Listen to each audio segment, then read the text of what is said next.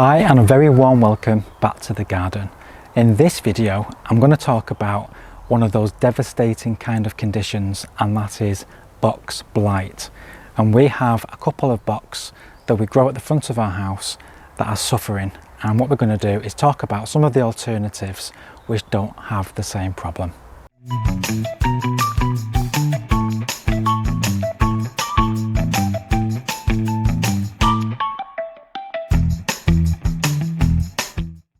Most of us will appreciate a really nice piece of topiary, whether it be a dome, a pyramid, or even some kind of nice looking shape like a chicken or a bear or even a dog.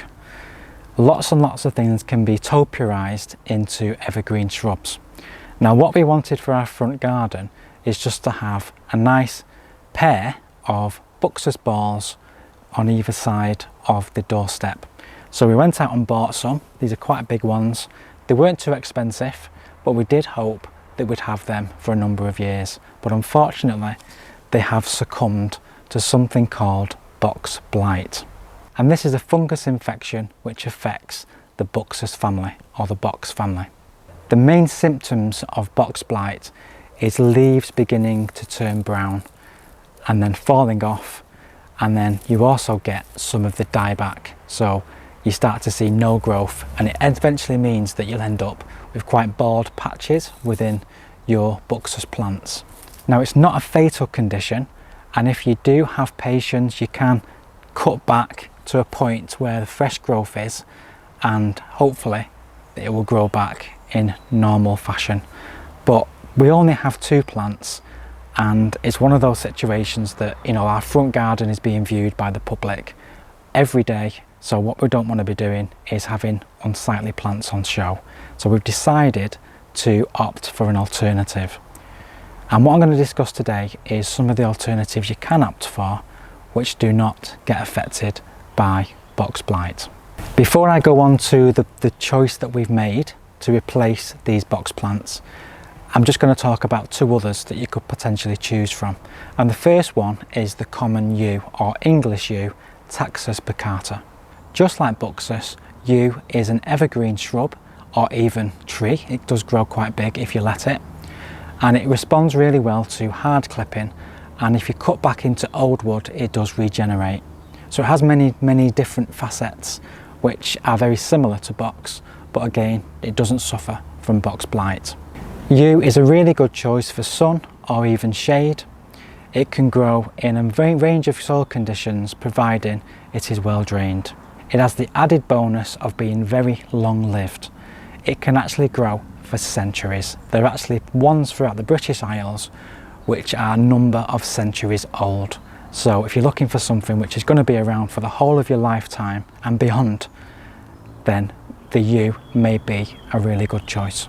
The second choice is another type of evergreen shrub, and this is Euonymus japonica. And there are lots and lots of different varieties.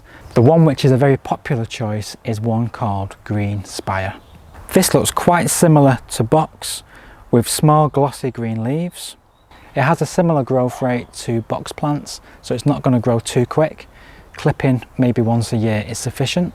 Again, just like the yew, it can grow in sun or shade, and it also can grow in a range of soil types so long as they are free draining.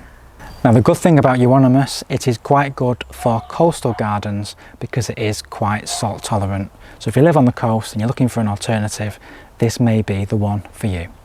The one we've chosen to replace our box plants is, which I believe is the closest resembling to box you can find, and this is Ilex crenata, or the Japanese holly. It doesn't look anything like holly, so don't be mistaken by the actual name. But this again is quite a nice evergreen shrub. It grows at a very similar rate to what box does, probably needing just 1 annual clip during the year. And it is absolutely bomb-proof with regards to not suffering from the Buxus blight. It was that similar to box, in fact, that when we were looking at this at the plant nursery, we actually couldn't find it. I actually walked past it and I thought it actually was box until I took a closer look and had a look at the label. Now this variety is one called Jenny. Now different varieties you can buy. This particular one is the one we've chosen, and it's quite a nice one, Again, with the glossy green leaves, the slowest kind of growth habit can take sun or shade, and providing you have free draining soil, any kind of soil is okay for it. Just like you and Euonymus, it does grow back from old wood, so you can clip into this, and if you go too far, that's fine, it will regenerate. This particular one is good for air pollution, so if you do have somewhere where you're growing this and it's like on a main road, or it's somewhere quite built up with a lot of air pollution, this is a really good choice. There are reports of this not being particularly good for very, very dry situations. In fact, there were quite a lot of inquiries to the RHS a number of years ago, just stating that they're not able to keep this on very, very dry soils. And that's the same with very, very wet soils too. We're going to be growing these in containers, so we are able to kind of monitor the watering a little bit closer, and we're able to adjust the soil type to what we need. So we don't really have to worry too much about them drying out too much or getting too wet. So one thing you will notice is this small plant is not the same size as this larger ball. Now the price of this one was around £16.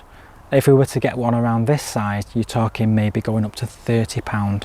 And when you multiply that up by 2, it gets a little bit expensive. So we decided to go for a smaller plant and just let that grow in this container. So what I'm going to do is I'm going to take this out and get this replanted and show you how we do it. So I'm going to don the gloves so I don't get too mucky. So this hasn't been planted in this pot for too long. We only really got it perhaps 2 or 3 months ago, so it shouldn't be too tightly packed in the container. So if I just try and pull it, it may just come out as it is. Let's have a look. It has grown quite sufficiently in that time. Let me just try and loosen the soil around it.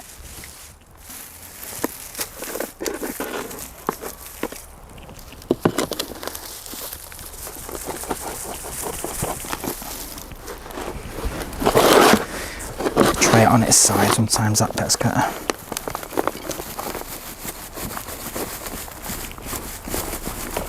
So out it pops.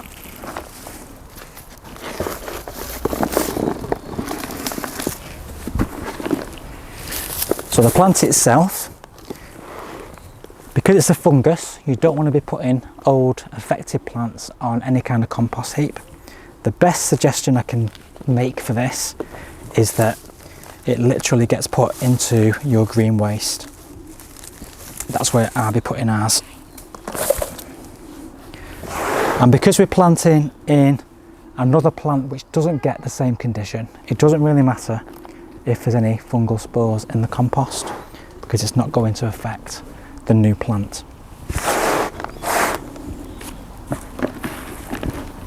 So let's just make some space for that to come back on the tray. Now as you can see, it's not going to make the greatest impact, but it will grow, so I'm confident we will get a nice shape eventually. What I will do is I'm just going to add some grow more fertiliser, which is a slow release general fertiliser, just to the compost, just to give it a boost of nutrients and help it on its way to establishing and growing. Just mix it in a little bit, and then all we need to do is pop this out of its pot. It's not root bound, so we don't have to worry about that. We just need to get the level right. So a little bit more, and we want to have this so that it's actually around the same height as it was in that container. But we also want to make sure there's a bit of a lip around the compost and the container side, so that when we do water, it's not going to spill out all over the path.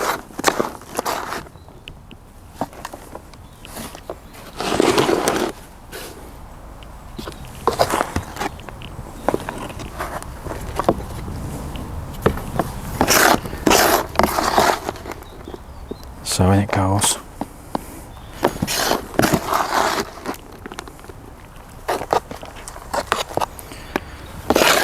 There we go.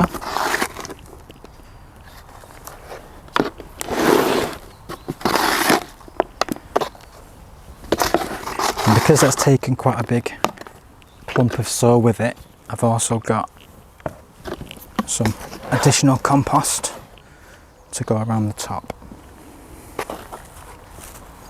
just to finish it off.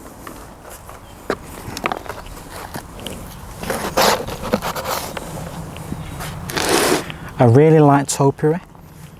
We used to have a number of Buxus balls in our Sheffield garden, and I used to really enjoy giving those a clip. I find clipping topiarized shapes quite therapeutic actually. I do really enjoy it. I've never been quite so bold as to do some of the shapes you sometimes see when you're visiting formal gardens. Some of those are really, really impressive. But I do like a bit of formality. And the good thing about having an evergreen as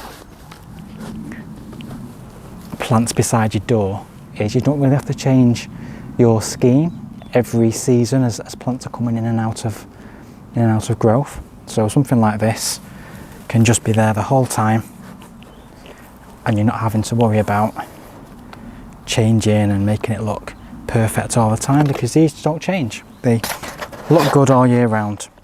And the added bonus of when it comes to Christmas, you can add some outdoor little twinkly lights and they'll look fabulous in the night winter sky as you look out through your window and see that nice twinkly lights beside your door. So that looks about right. That looks about centre. Then all I'm going to make sure we do is give this a thorough water and just make sure that it doesn't dry out for the first maybe month or so, just to make sure it gets established. And then just keep an eye on it. Make sure you check on the watering. Don't leave these to dry out, because they will literally suffer when you first plant them.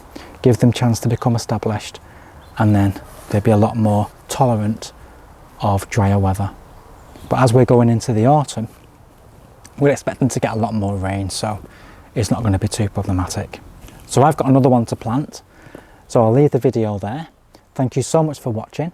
I do hope this video has been informative, particularly if you've been suffering with this condition with your Buxus plants. I know if you do have this as like a hedge or something and it all gets box blight on it, I know it can be absolutely devastating. We're quite fortunate, we've only got the 2 plants, but if you do have a lot of these plants that are affected, my heart goes out, because there's nothing really you can do apart from just try, apply maybe a fungicide and just cut back to any wood that's not affected and hope it regrows. Sometimes replacing a large number of Buxus plants with alternative varieties of things can be quite costly, so maybe that might not be an option. I've just shown you a few different alternatives, but there are a number of other alternatives available. If you wanted something like holly or something variegated, there are other alternatives you can go for. If you wanted something flowering, you could even try lavender. Or if you wanted to try a standard rose, they can also work well in pots and look good either side of a door. So the list is endless. The main thing I wanted to tell you was, if your Buxus plants are suffering in this way, it's not the end of the world. You can replace them. Like I'm doing here, I'm using smaller plants just to keep the cost down a little bit.